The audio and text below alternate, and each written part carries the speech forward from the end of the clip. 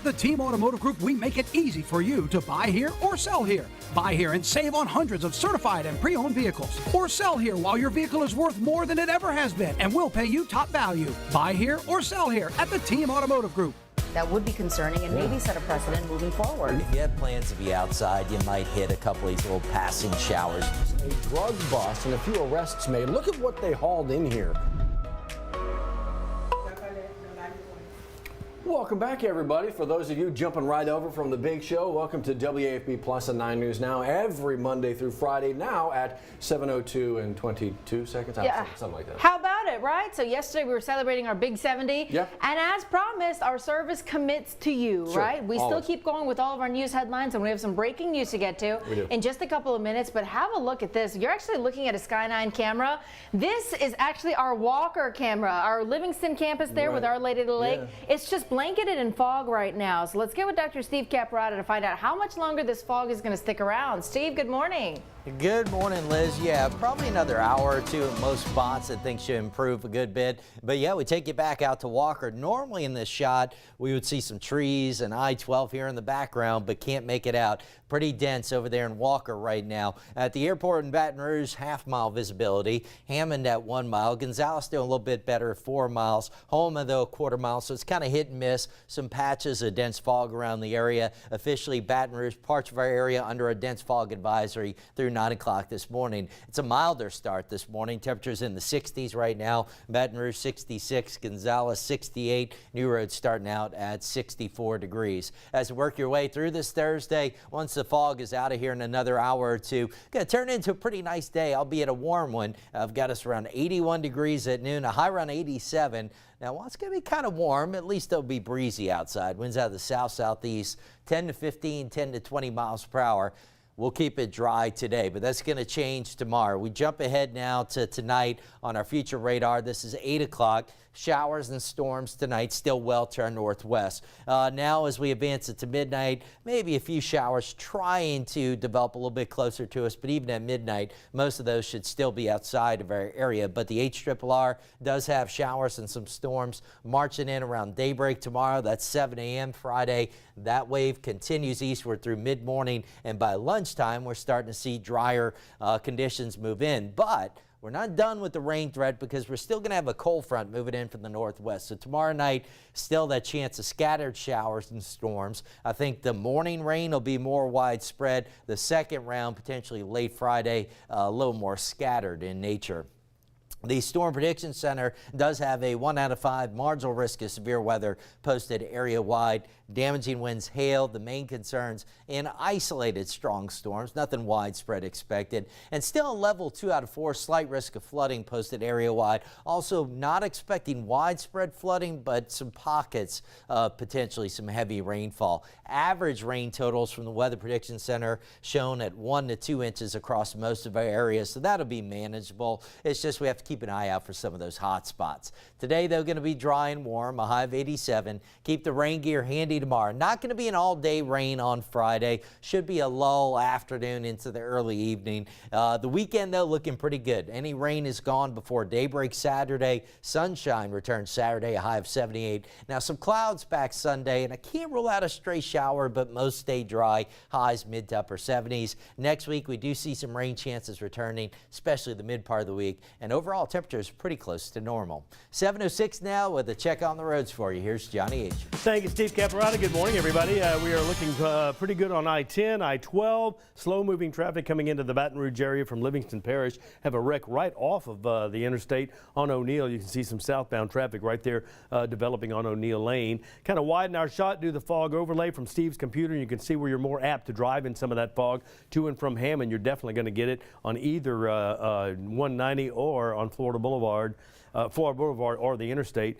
Interstate traffic starts to back up right past Jubin, then it backs up a little bit right around Millerville Road. A couple of quick camera shots. There's the I-12 Jubin camera facing toward the Range on-ramp. And then right here at 4-H Club Road, again facing toward Range, your westbound traffic flow is right there. Our drive times this morning, not too bad coming out of Gonzales. Denham to Baton Rouge, you're looking at 24, 25 minutes. Most of that Jubin to the Amite River Bridge, and then it breaks up a little bit from there. there. We have had an active morning this morning, and not necessarily in a good way. For our developing news and breaking and headlines this morning, we go back to Matt and Liz.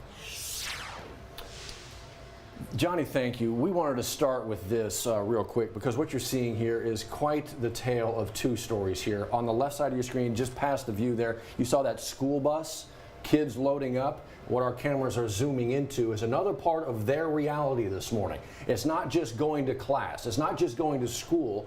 They're dealing now with a murder in their neighborhood. Baton Rouge police kind of around that scene there, that's home on Dayton Street. So we're still trying to figure out exactly what happened here. All we're told right now is that a deadly shooting taking place there on Dayton Street. If you see that yellow marker by that investigator, those are kind of scene markers for investigators to kind of figure out all of the different elements of a crime scene.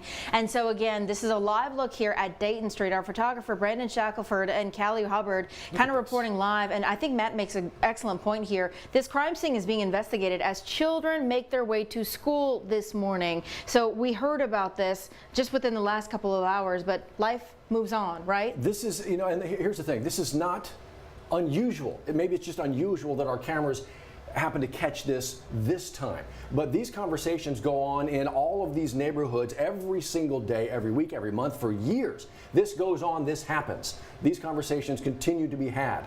We just happen to catch that crazy situation where this school bus is picking up kids right next to the scene of a murder investigation. Not unusual, but just heartbreaking all the same. Quite the juxtaposition really on is. this Thursday morning. So as we get more details about this, we've reached out to EMS, Baton Rouge Police, to find out more about it. We also, while we have them, we've also reached out about another situation that our morning actually started with. This one actually over on Hollywood, Matt. Right, so this scene is, you mentioned earlier this morning, it's about 4 o'clock this morning this actually began to happen. And so folks in that neighborhood, the Hollywood Beachwood area, woke up pretty early to all the flashing lights because initially it was BRPD were called out to the scene here, and then it was a bit hectic, asking for a bit more help perhaps. EBRSO responding as well. Again, a sea of blue lights at this location, and you saw in that video what you're seeing right there, somebody being escorted to a unit. It is handcuffs behind the back. Also, you got the anklets on as well, the ankle cuffs. So what is this? Are these two scenes possibly connected? All of that being asked right now. And Matt made that excellent observation here, noticing the cuffs. And this is a large police response here this early in the morning. And again, we have reached out to all of our local law enforcement agencies involved in this response. We're still working to figure out exactly what happened, why. As Matt mentioned, whether the two scenes are connected. We're going to keep our eyes on all of that and let you know. So here's what we're going to do. From that to this right here, WAFB.com and the 9 News app. What you see are the two stories here that are connected to all this. This is that very first scene, Hollywood and Beachwood. It's right there waiting for you. This is that second scene, that deadly shooting that Callie spent the back end of the morning on. Right now, there are all a couple different separate stories. Will they eventually be combined? Whatever the cause, whatever the case, you're going to find the updates right here. And with both of these stories, if you saw anything here, call Crime Stoppers. Both of these incidents happening in residential areas. They're not far from each other. Correct. So if you heard anything, maybe you saw a vehicle, maybe you saw something suspicious, 344-STOP is that number to call to make an anonymous tip that can help police kind of piece together what happened at two scenes. So when you think about that number, keep it in mind, keep it handy, because they also could use your help. BRPD could, with maybe perhaps locating this vehicle and the driver behind it. Thing is, this is a case that goes back nearly a year, Liz. Let's show people a wider look of it. So this actually happened back in May of 2022, so last year, almost a year from now. But police actually believe that this vehicle is tied to a hit-and-run investigation on Government Street, not far from us. No, it's actually right down the street from us. It's just on the other side, just on the east side of I-110. And so, again, they believe this is the vehicle involved. They say the person struck, survived, but they still like to find whoever was behind the vehicle, and they think this is the one now. So, you know, why did it take this long to get this picture out? Maybe they just found it. Maybe they had access to a camera that actually had this. This is the right time. 2 and 2 together, 3 and 3 together. They believe this is the vehicle. Make the phone call to Crime Stoppers. Oh, okay. So we have something else that we really need your eyes on, too.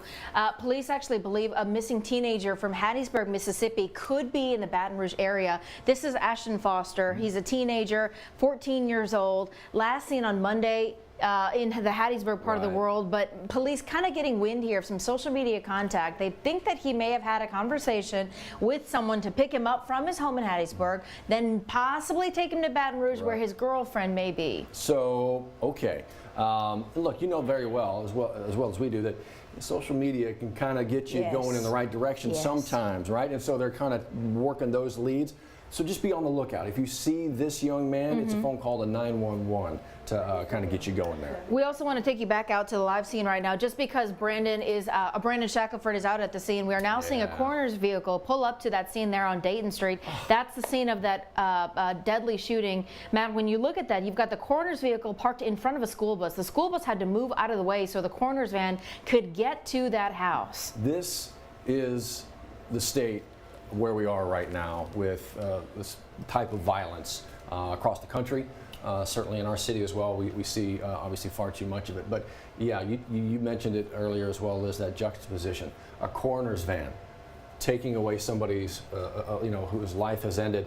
Behind that, kids trying to get to school, to get an education and maybe try to figure out a way to get out of this mess and not follow down these same kinds of paths. It is a horrible story to tell right there when you think about kids trying to get to school and this is going on. Because they've got to explain. Yes, you ask questions and you see, well, I saw this on my way to school. I got tests today. Look, you've got LEAP tests going on, you got AP tests going on, you got finals week going on, and this is going on for a family now in Baton Rouge as well. And it happens far too often. But yeah, this is just, it's just too much. Yeah. It's just too much.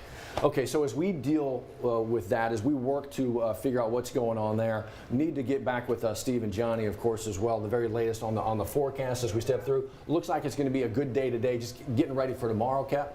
Yeah, that's right. We got to get through a little bit of fog this morning in some areas, so be careful with that if you haven't left the house yet. So today's going to be dry, but tomorrow showers and storms, and it could be about this time tomorrow. Some of those are rolling in, so that could make a mess of the morning commute on Friday. We'll be here tracking that, obviously. Maybe one more round late Friday.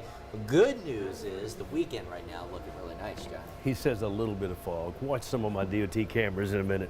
It's foggy. Yeah, you can certainly see it out there, and there's a lot of stuff going on this weekend. So including the big TO game over at LSU. We had the conversation with Beth Torina this morning. Jump online, find that story. It's right there waiting for you. We'll also go over all the weekend events tomorrow. In the meantime, come back on WAFB for our news, weather, and traffic headlines in 10 minutes.